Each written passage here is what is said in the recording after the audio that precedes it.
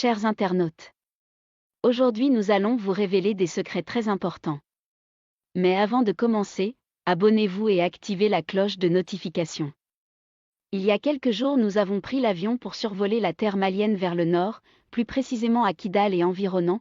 Nous avons remarqué qu'il n'y a pas d'arbre capable de cacher une mouche, à plus forte raison un terroriste. Voici les preuves depuis notre avion. Avez-vous vu cette zone? Nous allons vous la montrer sur la carte. Regardez encore. Voici les 3 pays qui sont esclaves du terrorisme. Le Mali, le Niger et l'Algérie, et pour votre information, ces zones sont riches en ressources minières, dont les 1/8 peuvent rendre ces 3 pays riches comme les États-Unis d'Amérique. Nous allons vous montrer des images de la zone, et vous allez remarquer de vous-même que c'est possible de voir tout depuis là-haut, et que la France n'a pas besoin de venir s'installer en Afrique pour mettre fin à cette guerre créée par eux-mêmes à cause de leurs intérêts. Nous allons vous présenter certaines images de ces localités. Les zones nommées Bouguessa, Aglok passant par Abébara jusqu'à Kidal sont les plus dangereuses, et le nommé Yagagali est dans cette zone. Yagagali a des bases sur toutes les zones que nous venons d'entourer. Nous allons maintenant vous montrer les vidéos de Yagagali.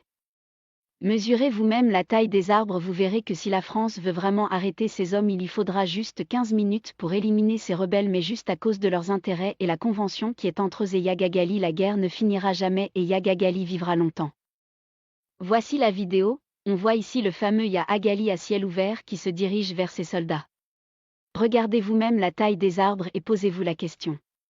Si la France veut vraiment arrêter ce monsieur, les satellites ne peuvent-elles pas le retrouver?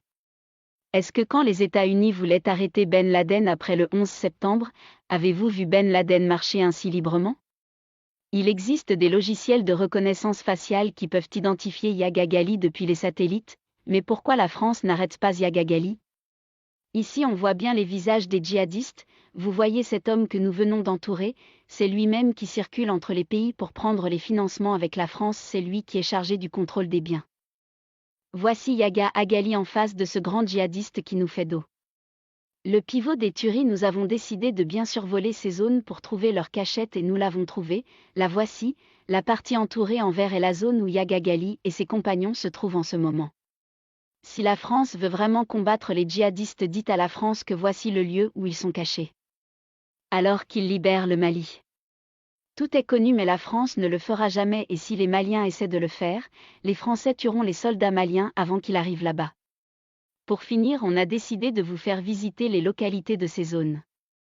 Nous espérons juste que cette vidéo vous ouvrira les yeux et que s'opposer aux 5 colonels qui ont été au nord du Mali, qui vécurent les terreurs des djihadistes qui ont vu les Français dépouiller les ressources maliennes. Le président de la transition et ses collaborateurs connaissent bien le Nord que ces politiciens de Bamako qui travaillent pour la France et qui n'ont jamais vécu la vraie guerre. Les 5 colonels ont tous abandonné pour sauver le Mali. Si vous aimez votre Maliba, suivez-les, soutenez-les et libérez votre Maliba. Savez-vous qu'avant il existait le franc malien? Savez-vous que tous les grands partis politiques de l'Afrique de l'Ouest ont été créés au Mali? Comme le RDA? Savez-vous que les plus grands saints de cette Afrique viennent du Mali? Savez-vous que le Mali est le pays le plus riche de l'Afrique?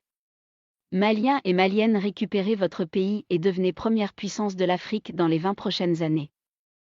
Mourrez pour réussir cette mission et vos enfants et arrière-enfants ne souffriront jamais. Vive la paix au Mali!